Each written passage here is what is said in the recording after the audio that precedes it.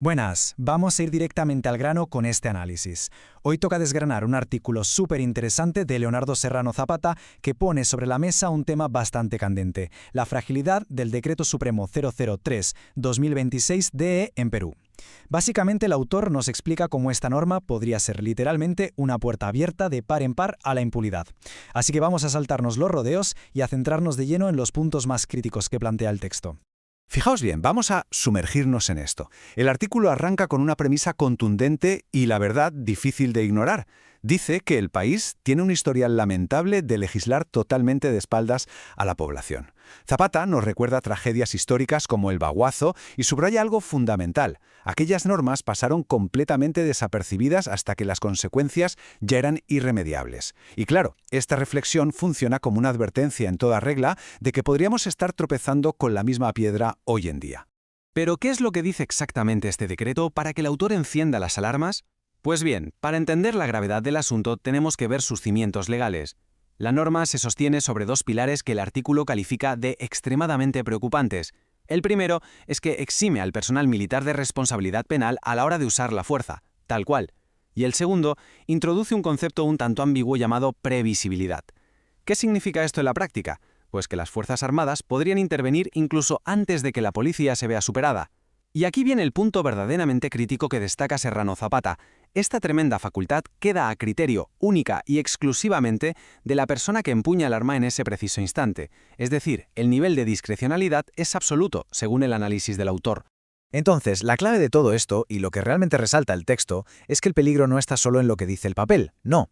El peligro real reside en el ecosistema político pasivo que ha permitido que esto vea la luz.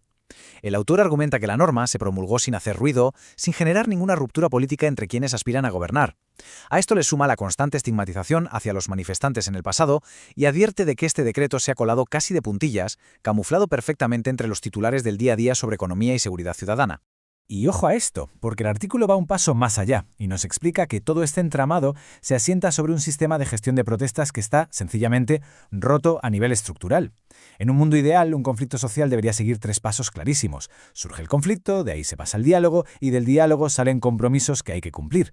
Pero claro, Zapata sostiene que el Estado lleva décadas siendo un experto absoluto en la primera fase, la del conflicto, pero abandonando por completo las otras dos. El resultado es un ciclo roto. Lo que llaman gestión de conflictos acaba siendo un simple parche, una forma de darle una patada hacia adelante al problema. Llegados a este punto, nos encontramos ante una disyuntiva de cara al futuro. El artículo se pregunta quién va a heredar este decreto y plantea dos escenarios con candidatos que tienen visiones muy distintas. Por un lado, nos presenta a Keiko Fujimori, señalando que, aunque intenta marcar cierta distancia retórica de eventos muy recientes, ha declarado su intención de emular el gobierno de su padre. Por otro lado, pone sobre la mesa a Roberto Sánchez, alguien que ha reivindicado de forma muy abierta el derecho civil a la protesta. El autor hace este contraste simplemente para ilustrar las narrativas tan opuestas que el día de mañana podrían tener en sus manos la aplicación de esta polémica norma militar. Y esto ilustra de maravilla la tesis central de Zapata. Él es completamente categórico. Eximir de responsabilidad penal a quien dispara en una protesta no es, bajo ningún concepto, una simple medida técnica o de procedimiento burocrático. Para el autor, esto es una decisión profundamente política. En el fondo argumenta que se trata de decidir quién tiene derecho a conservar la vida cuando decide salir a la calle y alzar la voz frente a aquello que siente que el Estado ha ignorado. Visto el panorama, ¿qué salidas legales plantea el texto original?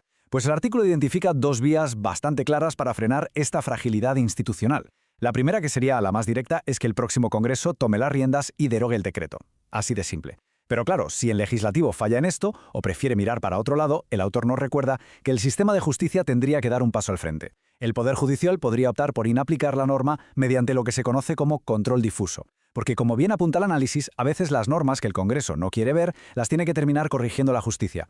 Para terminar, el texto nos deja con una pregunta que se queda rondando en la cabeza. Según el autor, las protestas no son una hipótesis lejana, son una certeza estadística total. El conflicto es parte de vivir en sociedad. Así que la gran incógnita aquí es quién heredará exactamente este decreto y, sobre todo, qué hará la próxima administración con semejante poder cuando las manifestaciones estallen de nuevo. Es una reflexión final potentísima que nos deja pensando en ese delicado equilibrio entre autoridad y derechos ciudadanos. Ojalá este repaso os haya servido para tener muchísimo más claros los puntos críticos de todo este debate. Hasta la próxima.